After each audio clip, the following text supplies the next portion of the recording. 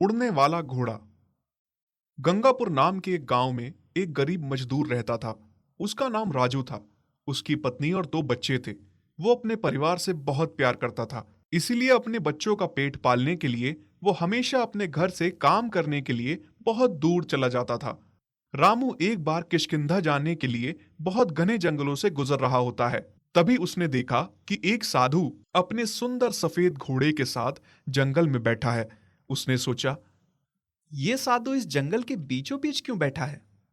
फिर वो भिक्षु की ओर गया और कहा, नमस्कार भिक्षु, आप यहां क्यों बैठे हैं? मैं यहाँ ध्यान कर रहा हूँ। माफी आदरणीय साधु, मैं आपके ध्यान में बाधा बन गया हूं। नहीं पुत्र, मैं अपने घोड़े को खाना खिलाने के लिए उठने ही वाला था। आपका घोड़ा तो बहुत ही प्यारा है। ये कोई मामूली घोड़ा नहीं है। इस घोड़े में बहुत सारी मायावी शक्ति है। कैसी मायावी शक्ति प्रभु? ये हवा की गति से तेज दौड़ सकता है। ये तुम्हें अमीर भी बना सकता है अगर तुमने इसकी अच्छे से सेवा की तो। राजू उतने में अपने डिब्बे से खाना निकालकर खाने लगता है। मुझे बहुत भूख लगी है, काम से जाने से पहले खाना खा लेता हूं। मुझे भी थोड़ी भूख लगी है। क्या तुम अपना खाना मुझे दे सकते हो? राजू अपने डिब्बे में देखता है, उसमें सिर्फ 2 रोटी होती हैं। मेरे डिब्बे में बस 2 रोटी हैं, आप ले लीजिए इसे। आपका आशीर्वाद ही मेरे लिए काफी होगा। ऐसा बोलकर राजू अपना खाना भिक्षु को दे देता है। धन्यवाद पुत्र। भिक्षु खाना खाने के बाद खुश हो जाता है और रामू से कहता है, खाना तो बहुत स्वादिष्ट था। स्वामी, मेरे रूखे सूखे खाने की तारीफ करने के लिए धन्यवाद। नहीं वत्स, इंसान का दिल बड़ा होना चाहिए। बस, मैं तुमसे बहुत प्रसन्न हुआ हूं। लो, मेरा जादुई घोड़ा तुम ले लो। ये मेरा बहुत ही प्रिय घोड़ा है।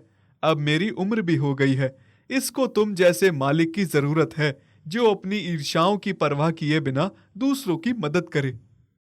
यह सुनकर राजू को बहुत खुशी हुई, पर तुम्हें इसकी शक्तियों से पहले अवगत होना पड़ेगा। जी बताइए। ये हवा की गति से भी तेज दौड़ता है और इसकी कार्य करने की क्षमता भी बहुत है। वक्त आने पर अपने मालिक को भी अमीर बना सकता है। आज से तुम इस घोड़े के नए मालिक। जी सज्जन। पर याद रहे, मैं तुम्हारे अंदर की सहनशीलता और निस्वार्थ भाव को देखकर ही तुम्हें ये दे रहा हूं। अगर तुमने इस घोड़े का गलत प्रयोग किया और अगर किसी गलत इंसान के हाथों ये लग गया तो अपने आप ही गायब हो जाएगा। ठीक है सज्जन। लो, तुम इसे ले जाओ। इस घोड़े को समय समय पर घास चराने के लिए ले जाना और घोड़े का ख्याल रखना। मैं आपकी सारी आज्ञा का पालन करूंगा। राजू उस घोड़े पर बैठकर किष्किंधा गांव में काम करने चला जाता है। वहां पर सभी लोग उस घोड़े को देखकर चौंक गए और सब उससे पूछने लगे, अरे राजू, इतना प्यारा घोड़ा कहां से लाया? राजू सबकी बात टालकर अपना काम करता रहा और उस घोड़े की सेवा भी करता गया। और जब किष्किंधा गांव में राजू का काम पूरा हो गया तो राजू जादुई घोड़े पर बैठ के हवा में उड़कर अपने गांव जाने लगता है। तभी घोड़ा बोल पड़ता है, मालिक, आपने मेरी बहुत सेवा की। मैं आपको एक उपहार देना चाहता हूं। तुम बोल सकते हो? हाँ, पर कुछ समय के लिए ही, बस। तुम मुझे कुछ उपहार देने वाले थे ना? जी मालिक, मैं आपको स्वर्ग के धन कोष की तरफ ले जाऊंगा। वहां से आप जितना चाहें उतना धन ले जा सकते हैं। तो तैयार हो जाइए स्वर्ग की ओर जाने के लिए। घोड़ा राजू को स्वर्ग के धन कोष की ओर ले जाता है। वहां चारों ओर धन ही धन होता है। राजू बहुत सारा धन अपनी झोली में भर लेता है और घोड़े पे बैठकर उसी जंगल के ऊपर से उड़कर जाता है जहां वो भिक्षु ध्यान कर रहे थे। पर भिक्षु वहां पर नहीं थे और वहां पर एक नारंगी कपड़ा और एक लकड़ी रखी हुई थी। राजू अब अपने गांव पहुंचता है। गांव वाले भी उस घोड़े की गति को देखकर चौंक गए। साथ ही राजू की पत्नी और बच्चे भी घोड़े को देखकर अचंभित हो गए। राजू की पत्नी बोलती है, आपको ये घोड़ा कहाँ से मिला? राजू पूरी बात अपनी पत्नी को बताता है। फिर पत्नी बोलती है,